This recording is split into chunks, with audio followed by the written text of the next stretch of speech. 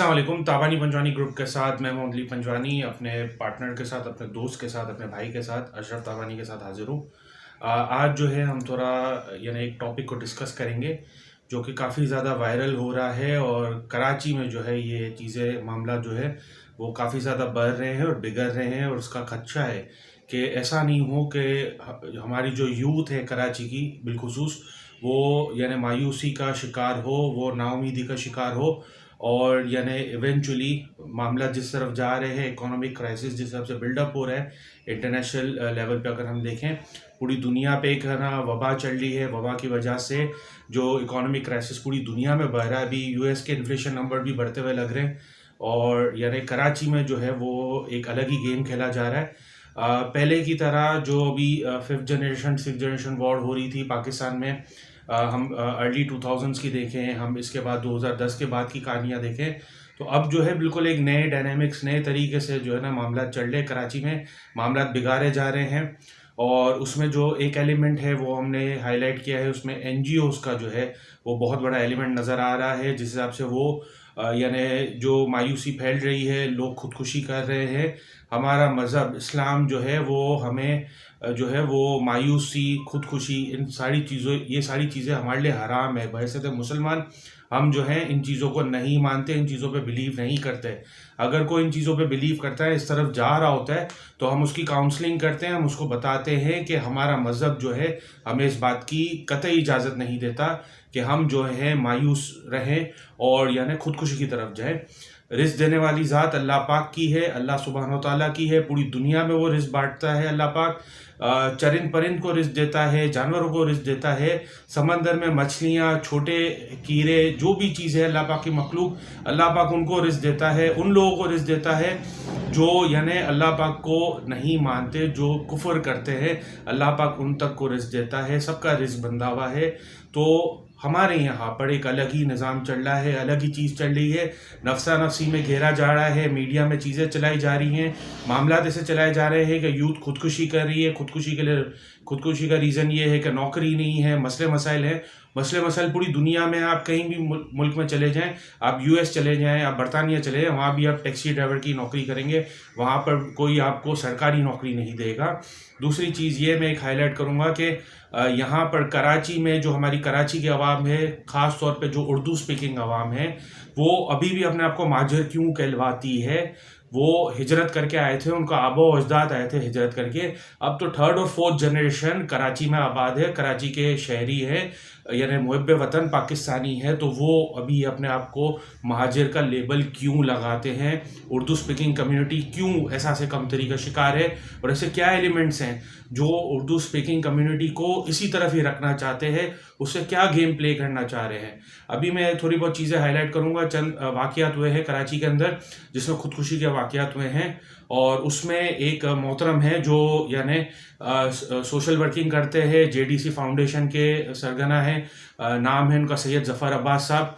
ये जो है काफ़ी ज़्यादा हाईलाइट हो रहे हैं और ये इन चीज़ों को काफ़ी ज़्यादा हाईलाइट कर रहे हैं और लोगों को गुमराह कर रहे हैं, लोगों को मिसगाइड कर रहे हैं, लोगों को इस्लाम से दूर कर रहे हैं। मेरा सिर्फ सैयद अब्बास साहब से ये सवाल है, ज़फ़र अब्बास से ये सवाल है कि राज़िक कौन है? अल्लाह पाक है कि एनजीओज़ है? कराची की आवाम का राज़िक कौन है? अल्लाह रब्बुल इज़्ज़त है कि एनजीओज़ है, जेडीसी जैसे एनजीओज़ है? आप जो हैं लोगों को खाना दे रहे हैं, लोगों को भिखारी बना के आपने रखा है। आपके पास जो फंड आ रहा है आप उसको प्रॉपर यूटिलाइज क्यों नहीं कर रहे? क़यामत के दिन आपसे ये चीज़ का सवाल पूछा जाएगा कि आपने जो आपको रिसोर्सेज मिले, आपको अल्लाह पाक ने वसीला बनाया, अवाम का वसीला बनाया, अवामुन्नास का, अल्लाह पाक ने इतनी इज्जत बख्शी आपको, तो आपने अपने रिसोर्सेज का किस तरह यूटिलाइजेशन किया? आपसे एक एक चीज़ का सवाल पूछा जाएगा। जिसे पाकिस्तान के हुक्मरानों से सवाल पूछा जाएगा, इस तरह आपसे भी ये सवाल पूछा जाएगा कि आपको जो रिसोर्सेज मिले आपने क्या किया? लोगों को भूखा लोगों को भिखारी बना के रखा कि लोगों को उस डगर पे ले गए, लोगों को साहिब हैसियत बनाया? आपसे सवाल है, आपने कितने लोगों को साहिब हैसियत बनाया, कितने लोगों को इस मुकाम पर लेकर आए कि वो डोनेशन लेने के बजाय, वो भीख का खाना लेने के बजाय वो डोनेशन देने वाले बन गए, वो लोगों की इमदाद करने वाले बन गए? आपने कितनी फैमिलीज को डेवलप किया? अभी रिसेंट एक वाकया हुआ जिसमें एक्सप्रेस टीवी के जो एक्सप्रेस न्यूज़ जो है, एक्सप्रेस अखबार है, उसके एक्स एम्प्लॉय हैं, 6 महीने पहले उन्होंने एम्प्लॉयमेंट छोड़ी है, उनको नौकरी से निकाला। क्या इशू है वो वल्लाह आलम, हमें नहीं पता, वो कंपनी को पता है और वो उस बंदे को पता है जो इस दुनिया से रहलत कर गया।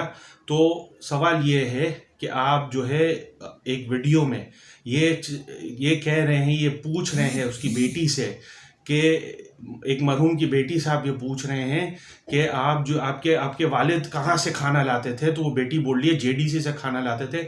यानी आप जो है खुद अपने एनजीओ को इतना समझते हैं कि वहाँ पर कोई वाइट कॉलर बंदा जो है वो खाना नहीं खा सकता, तो आप तो अपने प्रोडक्ट को, आप अपने ब्रांड को खुद गिरा रहे हैं। दूसरा मेरी सवाल आपसे ये है और तमाम एनजीओ से है, टोटल पाकिस्तान में अनगिनत एनजीओज हैं जो इस तरह का काला पैसा वाइट करवा रहे हैं लोगों का।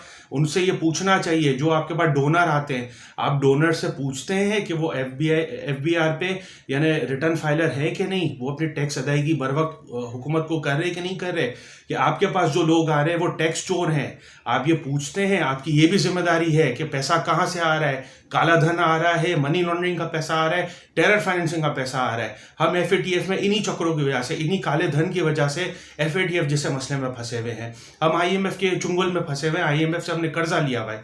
पाकिस्तान 116 अरब डॉलर का मकरूज है पूरी दुनिया का, और यहाँ पर अगर इस तरह के एनजीओज को प्रॉपर ऑडिट किया जाए और उनकी प्रॉपर फॉरेंसिक की जाए तो यानी पता चलेगा कि पाकिस्तानी अवाम के पास कितना काला धन पड़ा है और लोग जो हैं किस तरह से ना पैसा चोरी करके आपके जैसे फाउंडेशन को पैसा दे रहे हैं।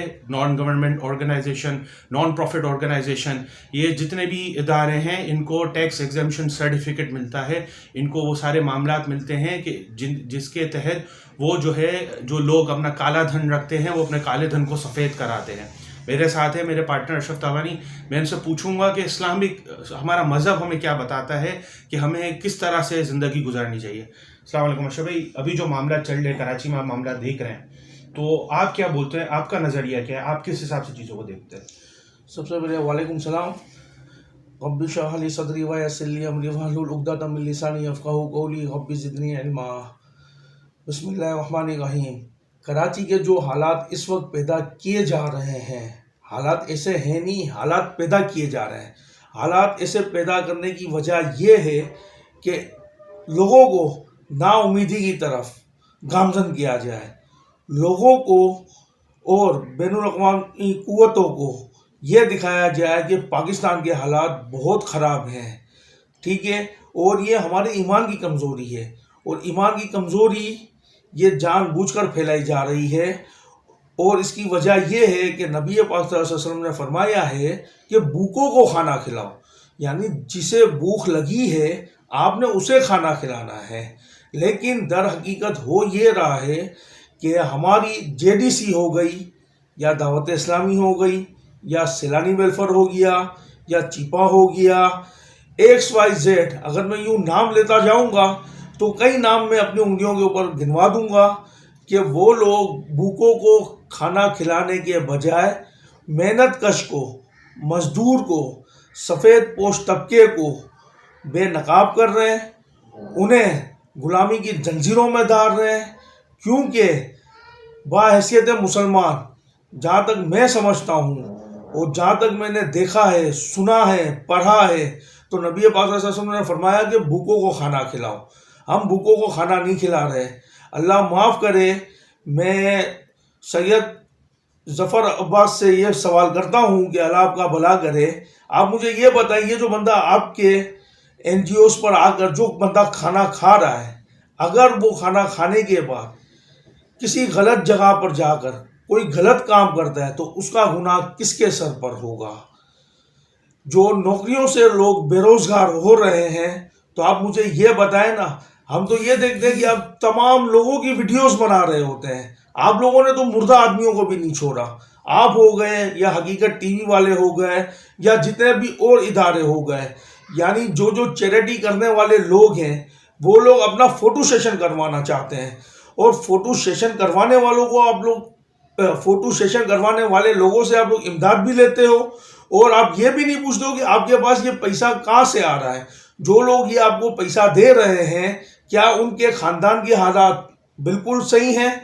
क्या उनके भाई बहन के हालात बिल्कुल ठीक है? क्या उनके भतीजे भतीजियों के, उनके भांजे भांजियों के मामला बिल्कुल दुरुस्त हैं? आप ये देखो ना, 2 भाई हों या 4 भाई हों, कोई एक भाई मालदार होता है, एक भाई गरीब होता है, तो वो अमीर भाई अपने गरीब भाई को देना पसंद नहीं करता। अगर वो देता भी है तो उसे सुना कर देता है, उसे जलील कर देता है। अगर कोई पूछता है कि भाई ये तुम्हारा छोटा भाई है, तुम इसे क्यों नहीं दे रहे हो, तो सामने वाला बंदा ये बोलता है कि ये फजूल खर्ची करता है, ये बेकार के काम करता है, इसे पैसे की कदर नहीं है। तो सबसे पहले तो ये है इस्लाम के अंदर कि आप अपने खानदान को मजबूत करोगे। एक भाई अपने भाई को मजबूत करेगा, एक भाई अपनी बहन को मजबूत करेगा। अगर बहन साहिब हैसियत है तो वो अपने भाई को मजबूत करेगी। एक नौजवान वो अपने माँ बाप के अलावा अपने बहन भाइयों को, अपने चचा को, अपनी फुप्पी को, अपने मामा को, अपनी खाला को, ये अल्लाह के 4 रिश्ते बनाए हुए हैं, तो अपने इन करीबी 4 रिश्तेदारों के अंदर अपनी खैरात दे, ज़कात दे, अतियात दे, सदकात दे। हमने ऐसे कई लोग देखे हैं जो मालदार हैं, लेकिन उनके रिश्तेदारों के पास खाने पीने को राशन नहीं, उनके पास रहने को अच्छा घर नहीं, तो वो मुखैर हजरात तस्वीर खिंचवाने के लिए आपके पास आता है, तो आप उस बंदे से सवाल करते हैं कि भाई ये आपके हलाल का पैसा है या हराम का पैसा है। इसी चैरिटी से लोग मसाजिद बनाते हैं, मदारिस बनाते हैं, मज़ार शरीफ बनाते हैं। हम ये नहीं कहते कि भाई मसाजिद नहीं बनाओ, मदारिस नहीं बनाओ, लेकिन आप मुझे ये बताओ कि इस चैरिटी से इस्लाम का कितना फ़ायदा पहुँचा और मुसलमान ने कितनी तरक्की की। मेरे को तो आज तक ये समझ में नहीं आया कि पाकिस्तान के अंदर मुसलमान कौन है। 4 इमाम के पैरोकार, इमाम हम्बल, इमाम माली, इमाम शाफी, इमाम अबू हनीफा। कोई भी बंदा जो इस्लाम के अंदर दाखिल है वो किसी भी एक इमाम का फॉलोवर होगा, वो अकीदतमंद होगा, वो दायरे इस्लाम से खारिज नहीं होगा। लेकिन यहाँ पर सारा सिस्टम उल्टा है। 4 ब्रांडेड कंपनियाँ, वो 4 ब्रांडेड कंपनियां कौन थी उनके नाम मैं लेता हूँ, जिन्होंने इस्लाम की तालीमात नहीं दी है।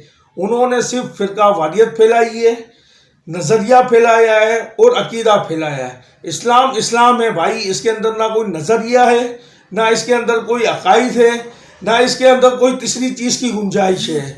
तो सबसे पहला ब्रांड जो है वो आपका दियोबंद का है, दूसरा ब्रांड जो आपका आता है वो बरेलवी का है, तीसरा ब्रांड जो आता है वो आपका अहले हदीस का है, चौथा ब्रांड जो आता है वो आपका अहले तशय्युं का है। ठीक है, तो ये 4 बड़ी कंपनियां, इनके अकायद के साथ मैं आपको बता देता हूँ।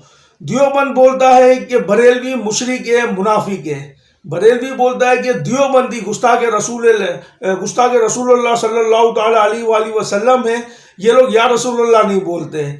ये दोनों मिलकर बोलते हैं, अल्लाह आपका भला करे, कि अहले हदीस इस्लाम से खारिज है, मुर्तद है, ज़ईफ़ हदीसों के ऊपर चलने वाले हैं। अहले तशय्युं को ये तीनों ही काफिर बोलते हैं। तो फिर भाई मेरे को ये बताओ ना कि मुसलमान कौन है। जेडीसी हो गया या दावत इस्लामी हो गया या सिलानी वेलफेयर हो गया। मेरा अक्सर बहादुराबाद से गुजर होता है तो सिलानी वालों के यहाँ लंबी लंबी कतारें लगी हुई होती हैं। पाकिस्तान के अंदर कराची का शहरी जो इदारा कराची के अंदर है, उस शहर के रहने वाले दर दर की ठोकरें खा रहे हैं, उनके पास नौकरियां नहीं है, और आप बोलते हो कि हम उन्हें खाना खिला रहे हैं। आप मुझे ये तो बताओ, अगर कोई मर्द आकर खाना खा रहा है, ठीक है, जरूरी है कि वो अपने बीवी बच्चों के लिए लेकर जाता होगा। सबसे आप एनआईसी की कॉपियां मांगते हो। भाई मुझे ये बताओ कि एनआईसी की कॉपियां आप किस वजह से मांगते हो। ठीक है, फिर कोई बंदा अगर स्टेचिंग करते हुए, चोरी करते हुए पकड़ा जाता है, लोग उसके पीछे भागते हैं, तो अगर आप वहाँ करीब में मौजूद हो तो आप उसका बचाव करने के लिए वहाँ पहुँच जाते हो। तो ये प्री प्लानिंग चीज़ें होती हैं या फिर वाकई ये हकीकत है। भाई सफ़ेद पोश बंदा जो है ना, कभी भी बाहर मांगने के लिए नहीं जाएगा, और अगर वो बाहर निकलता भी है मांगने के लिए तो वो ये सोचकर ही अपना कदम नहीं उठाएगा कि भाई मेरा तो फोटो सेशन होगा, मेरी तो वीडियो बनाई जाएगी, मुझसे तो सवालात होंगे। तो मुझे ये बताओ ना, जेडीसी आज से 10 साल पहले क्या थी और आज क्या है। भाई आप एदी का नाम ले लो ना, आप चीपा का नाम ले लो। कोई भी गरीब आदमी 10-20 पर फ़ोन करता है या 115 पर फ़ोन करता है तो उनका हाल क्या होता है। एम्बुलेंस आती है, सबसे पहले बोलती है कि भाई 500 रुपए दो, ठीक है। अगर वो 500 रुपए होंगे तो एम्बुलेंस उसको लेकर जाएगी, वरना उसको एम्बुलेंस लेकर नहीं जाएगी। सैयद जफ़र अब्बास, मैं आपको थोड़े हक़ाइक़ बता दूं। आप हक़ाइक़ से यानी वाकिफ़ नहीं हैं। आप बोलते हैं आप हक़ाइक़ से वाकिफ़ हैं, लेकिन अनफॉर्चुनेटली ऐसा नहीं है। देखें, पाकिस्तान जो है वो इस वक्त इंटरनेशनल मामलात में काफ़ी ज़्यादा फंसा हुआ है, धंसा हुआ है। FATF financial action task force जो है वो पाकिस्तानी अवाम का जो ब्लैक मनी है, जो मनी सर्कुलेट होता है मनी लॉन्ड्रिंग में और टेरर फाइनेंसिंग में, उसके मामला देख रहा है। पाकिस्तान उसमें जकरा हुआ है, पाकिस्तान ग्रे लिस्ट में है इन मामलात में। 2018 से है और अभी तक निकल नहीं पा रहा है। सारे कंप्लेंट्स पूरे कर चुका है। इसके साथ अगर हम देखें तो पाकिस्तान जो है वो IMF, Asian development bank, world bank, दूसरे दीगर इदारे जो हैं उनके कर्ज़ों में डूबा हुआ है। अभी भी $3 अरब का कर्जा लिया है, बड़े ख़तरनाक शराइत पे मजबूरन लेना पड़ रहा है। प्राइम मिनिस्टर जो आया है फेडरल हुकूमत का, वो जो है यानी अपने जेब से पैसा नहीं डालेगा, ना कि वज़ीर ख़जाना जो है फेडरल हुकूमत का वो अपने जेब से पैसा डालेगा। जिस तरह आप अपने जेब से पैसा नहीं डालते, आपको जो वेलफेयर का पैसा मिलता है, जो भीख का पैसा मिलता है, जो चोरी का पैसा भीख में दिया जाता है, फिर आप आगे लोगों को भीख देते हो और फिर बड़ी बड़ी बातें करते हो, वीडियोस बनाते हो। तो यानी ये मामला जो है वो बिगड़े हुए हैं, मामला ख़राब हैं। IMF के पास, वर्ल्ड बैंक के पास, दुनिया के इदारों के पास पाकिस्तान 116 अरब रुपए का, $16 अरब का मकरूज़ है। आगे जाके महंगाई और बढ़ेगी, इन्फ्लेशन और बढ़ेगा। आगे जिस हिसाब से ये वबा चल रही है, पूरी दुनिया की इकोनॉमी जो है वो अप एंड डाउन होती है।